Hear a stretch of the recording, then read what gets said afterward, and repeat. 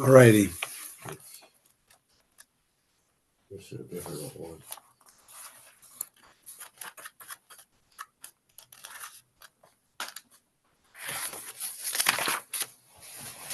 Page 32.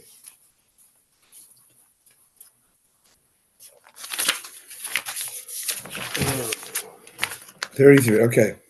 Mem, Kies al Shemaim Yodi, for as I raise my hand in oath to heaven and say, V'amarti chayne chilelam, as I live forever.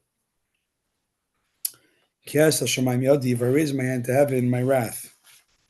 Ki b'charon al pi esa yodi al atzmi mishua.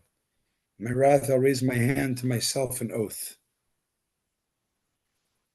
V'amarti chayne, as I say, as I live, this expression denotes an oath. I swear that as I live forever, so too. Okay.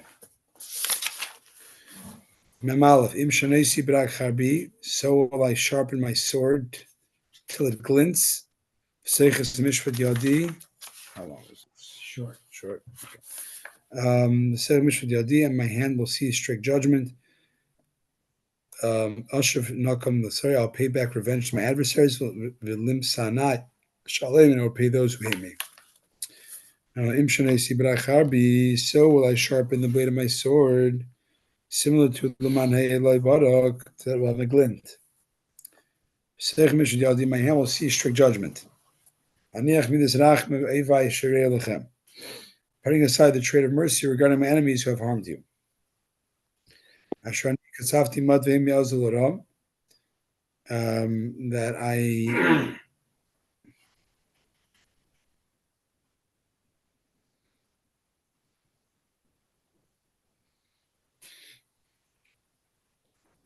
for I got a little angry with you and they assisted to add to the evil. Much that means my hand will seize. Basically, I'm going to put down compassion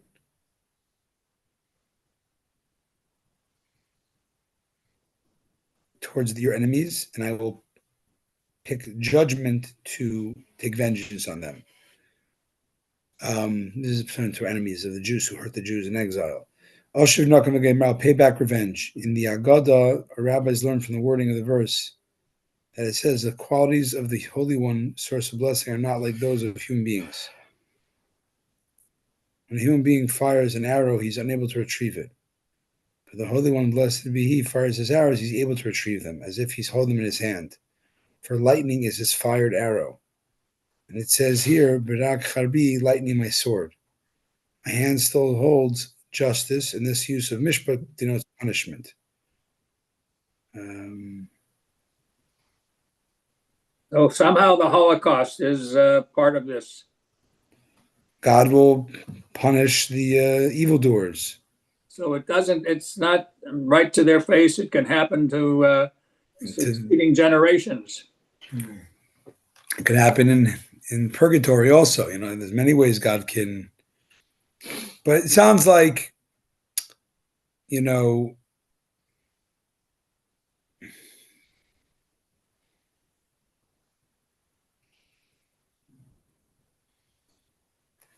interesting that God has total control over his punishing mechanism. That's what it's saying here. It's not like, oh, they're bad, I'm going to unleash the fury. Unleash is uncontrolled. It's controlled. God's like, it's an arrow, which is funny here. Just, I want to point out that we, in other pagan belief systems, right? They talk like the god of thunder, the thunderbolt guy. Like it's it's a crass, like all pagan. It's always making God in your image, right? It's like corporealizing God. Like, oh, God must be this big man in the sky with a white beard and thunderbolts. But it comes, the idea, it says right here, there's an idea of thunder, like thunder being God. Like, you have to in general, you have a very nuanced, subtle understanding of stuff in the Torah. You know what I'm saying? But like, I think what happens is these mythologies, they take stuff that has a kernel of truth, and then they just like bastardize it. Anyways, but I digress. Members, askir chitzai midam. I'll saturate my arrows in blood. My sword will consume their flesh. Idam chalov v'shivya, on account of the blood of the slain of Israel. Reish pares oyev, and the captives seize from them even the first attacks the enemy on Israel. Askir chitzah midam oyev, I will saturate my arrows with blood of the enemy, and my sword will consume flesh, their flesh. Idam chalov v'shivya, and from the blood of the slain of these captives. This punishment will come from them on account of the sin of shedding the blood of the slain of Israel and taking the captives whom they capture from them.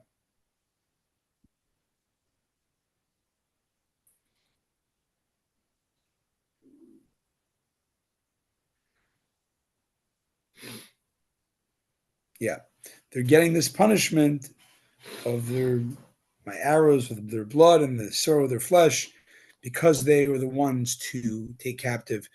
This is just, those that are taking captive the hostages should be very careful. Like it talks, don't take Jews captive, Menosh Paris Oyev. From the first attacks on the enemy, i.e., from the crime of even the very beginning of the enemy's attacks.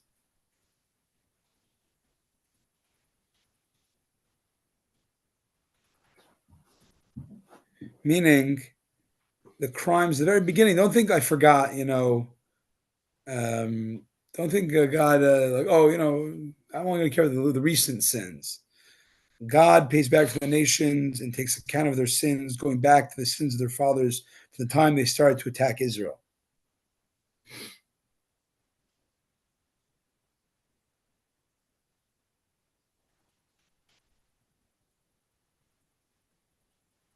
Okay. Mem Gimel. Haninu goyim amoy. Nations, sing praise to his people. Kidam avad devikim, for he will avenge the bloodshed of his servants. Enokam yashul tzarav, and pay back retribution to his adversaries. Chibrad masyamoy, and thus appease his land, his people. Mem Gimel. Haninu goyim amoy. Nations, sing praise to his people. At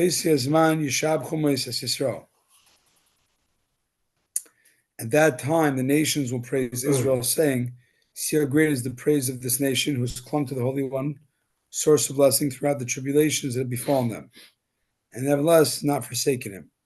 They're always conscious of his goodness and his praise.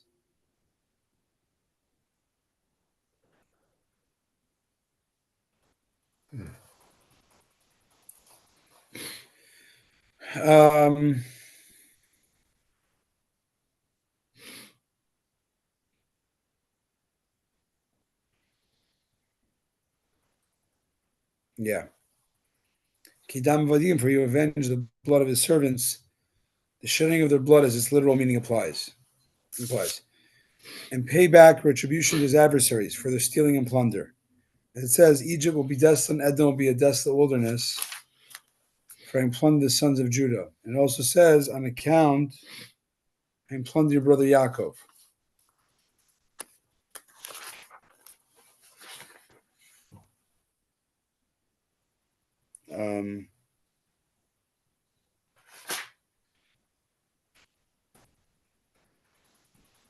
Right, so this use of the word dam makes me go back to think back about you should not stand idly by the blood of your neighbor, and the death. The fact that that's really, we don't want to say that's about revenge, but it seems to me from this passage you could infer that passage is about taking revenge.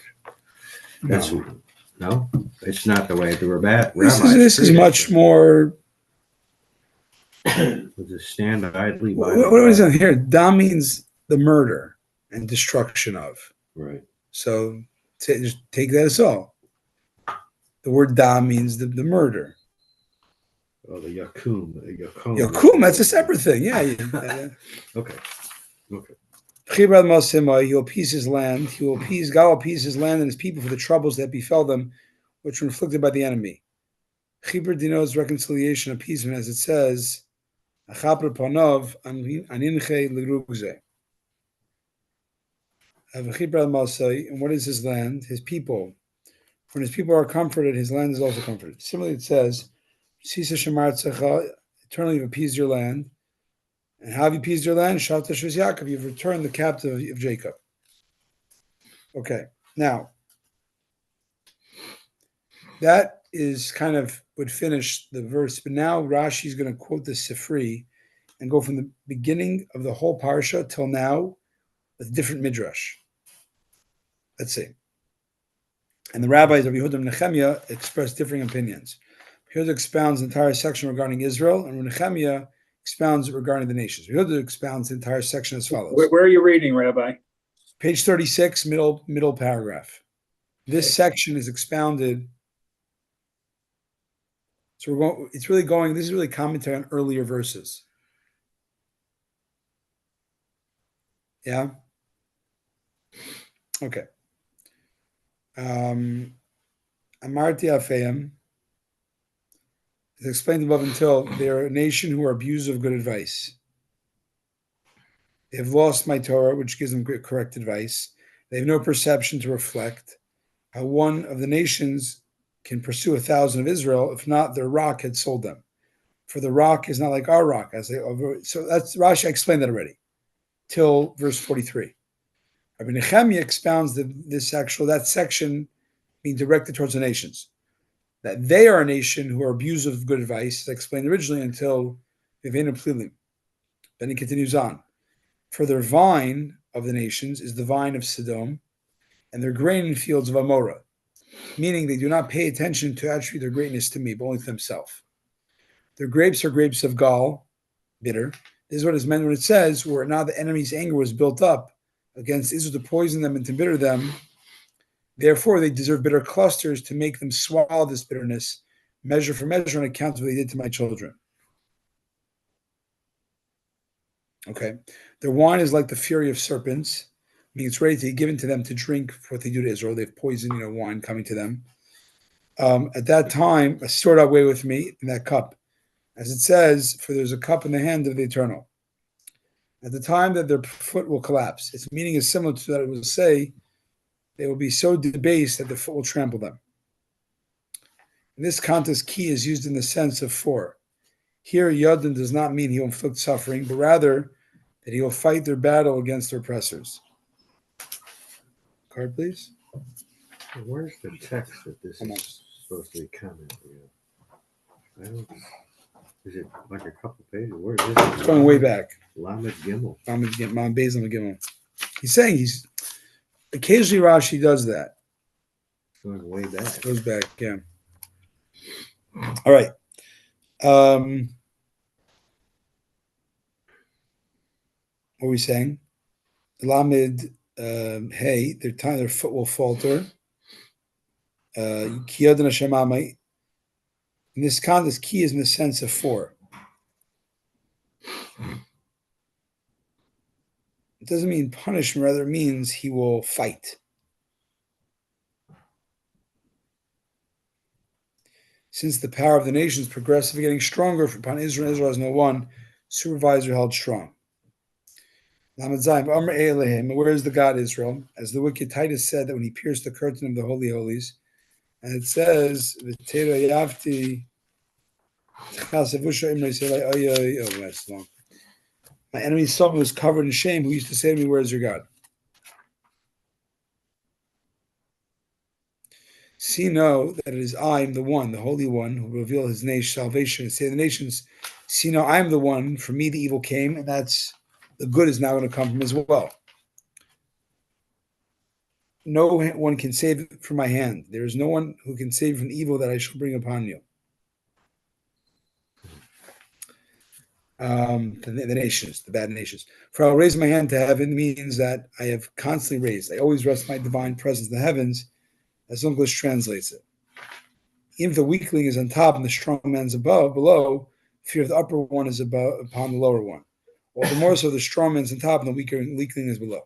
Yadi is the location, as it says, Ishal Yadi. I could have exacted retribution from you, but I said I live forever. I'm not in a hurry to exact retribution, for I have time to carry it out since I live forever. I will exact retribution from them in later generations, and it is within my power to exact retribution from the living and also from the dead. A king of flesh and blood who is going to die is in a hurry to take revenge during his lifetime. Perhaps here his enemy will die in the meantime, and it will be them that he will not witness his revenge from him. But I live forever, and if they die and I did not exact retribution during their lifetime, I'll exact retribution after their death. I mean, the bad guys get punished in